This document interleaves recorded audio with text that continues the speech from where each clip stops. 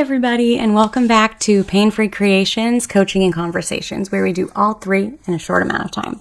Today we're going to talk about the lovely iReady lessons and how we can best utilize those lessons and incentivize it for students. So this kind of follows up on our last topic, which was the iReady diagnostic testing. Now we're going to cover the lessons. So what are the iReady lessons? This is for those of you who might not know that they have an online student-paced lesson program that once the students take their diagnostic test, the program uses their results and then sequences a bunch of lessons together to help students fill those gaps that they are still missing. So that is extremely beneficial for teachers, especially, we get just a certain amount of time every day doing small groups.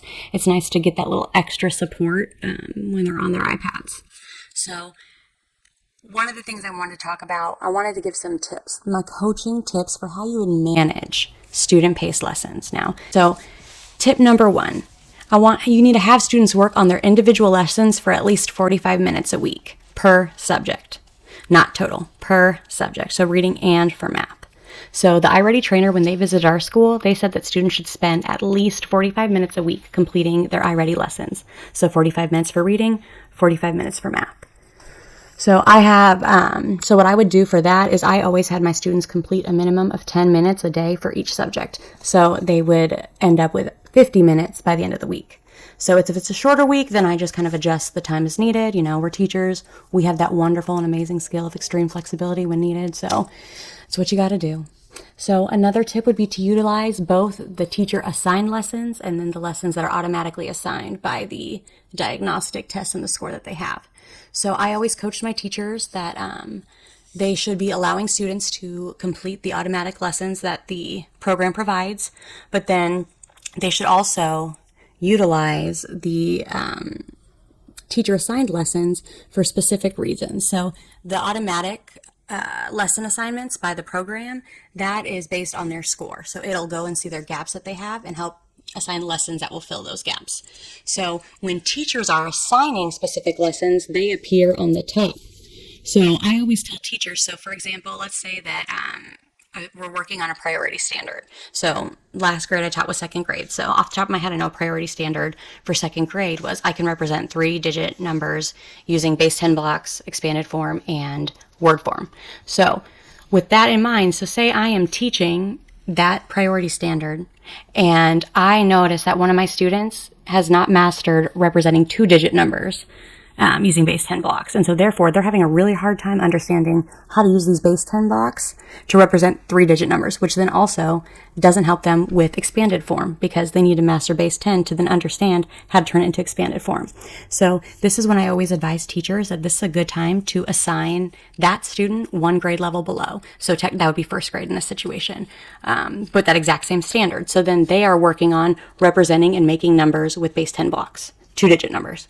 So then that still works on the same standard that we're working on, but when they're on iReady, they're getting that a little extra attention and background and filling in that gap that they're missing in order for them to master the second grade priority standard. So it just kind of does a little bit of extra support for them so that they can still, when we're doing whole group, we're working on our second grade priority standard, but they're getting that little extra attention and help from iReady lessons.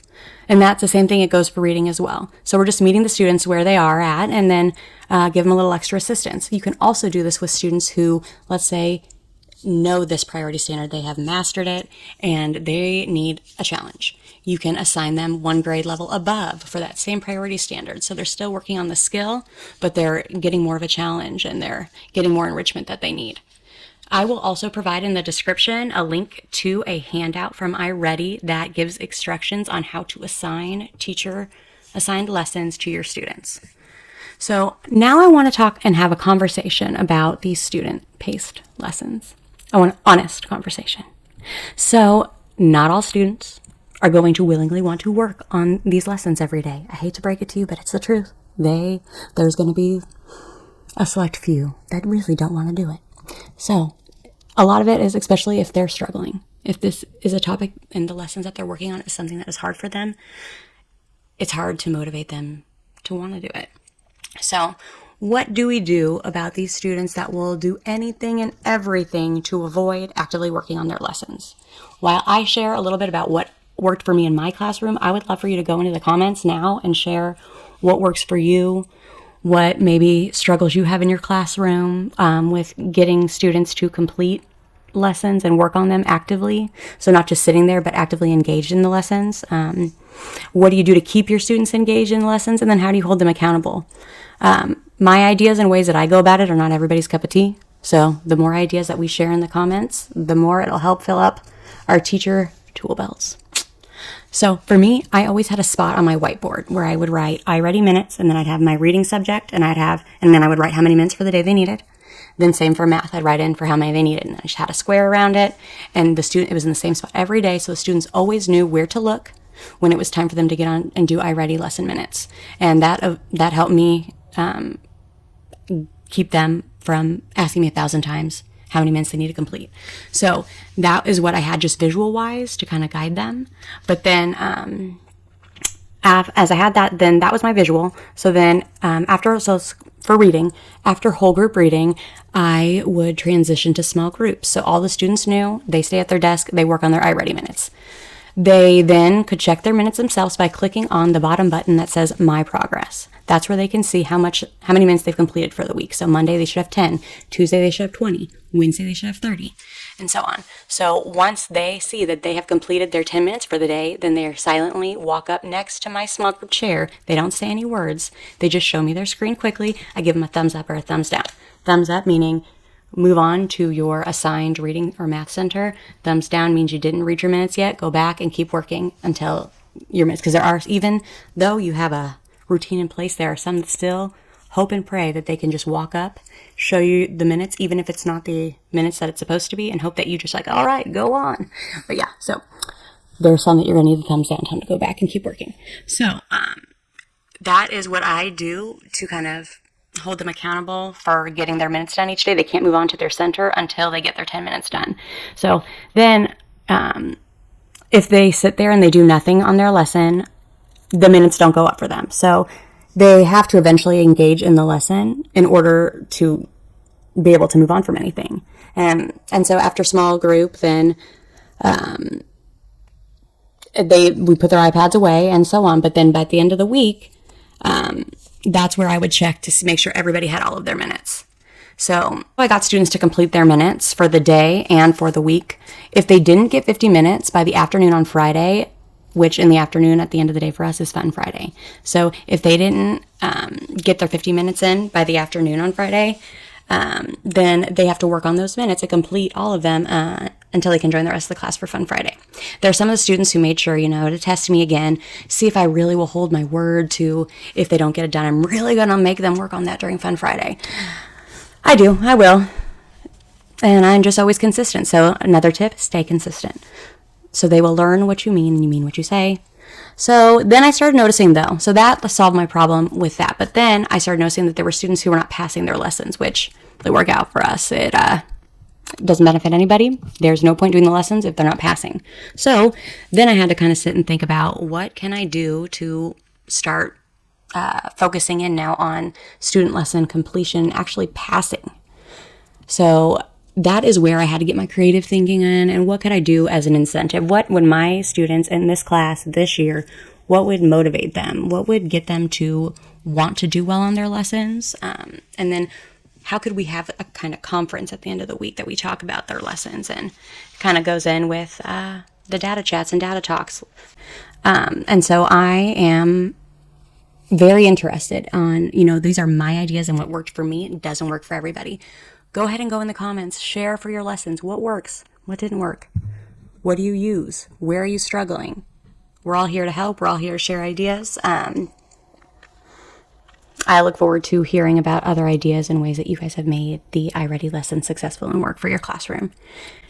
Now, like I said, my area where I struggled was with actively engaging the students to pass their lessons and do well, which then will benefit them, fill in their gaps, and they will get that extra support that they need. So this is where I decided to create an incentive sheet.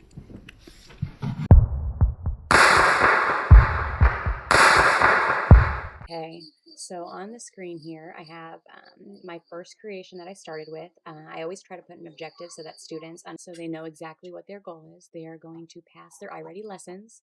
Then they get to decide what their reward will be if they color in all of these stars on their sheet. Then once they do, each star you color in once they pass a lesson. So then they'll trade that in for the said reward that they chose here. Then you just give them a new sheet and you go again. The second one, and that one is for math because the design has the math symbols on it. This is the reading one. It says reading. So then I wanted to give a little more to the sheet. I wanted the kids to be able to reflect and make goals for themselves as well, which I think would really hold them accountable. So then again, if you look at the bottom, it says I love reading. So you know this one's for reading. Directions at the top. I color a star every time you complete an iReady lesson. Color them all and get something special. So on this sheet, we have the stars again on the top half, but then again, they pick a goal, color them all for blank. But then on the bottom, we have reflection and goals. So they get to look and see how many green they got, because green meant they got 90% to 100%, which is the ideal passing range.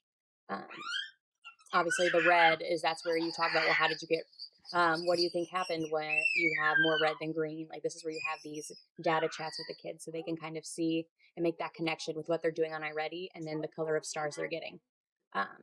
Another question is, what can you do to improve and complete more green lessons so that you color in more green stars on your next sheet? We focus on green. We don't want them to dwell if they didn't get a lot of green. And it's a different color. We want them to just continue to look to the future at how they could get more green. Even if they filled up their whole sheet with green, how could they get more? Then the last question, how many green lessons do you plan to complete on your next sheet? So that same thing goes for math. Everything is the same, just two different subjects. That's it for this resource. You can find it on my Teachers Pay Teachers Store, Pain-Free Creations. I will leave this link in the description, and this link to my store is on my YouTube channel page. So feel free to like, comment, subscribe, and come back next time. We'll see what we come up with next. Thank you so much.